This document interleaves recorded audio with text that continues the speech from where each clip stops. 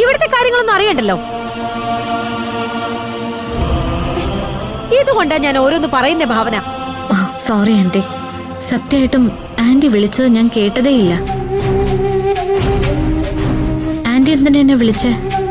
ഓ, ഇപ്പോഴെങ്കിലും ചോദിച്ചല്ലോ. എടി, നിന്നെ പോലൊരു ഗർഭിണി ഈ വീട്ടിലുണ്ടെന്ന് നിനക്കറിയാലോ. നീ വന്നിട്ട് ഇതുവരെ മാനസമോളെ ഒന്ന് പോയി നോക്കിയോ? എവിടെ? നിനക്കതിന് മാനസയെ ഓർമ്മ പോലും ഇല്ലല്ലോ. എന്തിനാ ആന്റി ഇങ്ങനൊക്കെ പറയുന്നേ? ഞാൻ പറഞ്ഞില്ലേ, വീട്ടിലെ ചില കാര്യങ്ങളൊക്കെ ആലോചിച്ചിരുന്നു പോയതാന്ന്. അതാ ഞാനും ചോദിച്ചത്. വീട്ടിലെ കാര്യം മാത്രം നോക്കിയാ മതിയോന്ന്? നിങ്ങളുടെ കുഞ്ഞിനെ പേര് നടക്കുന്ന മാനസയെ കൂടി ശ്രദ്ധിച്ചാ നന്നായിരിക്കും.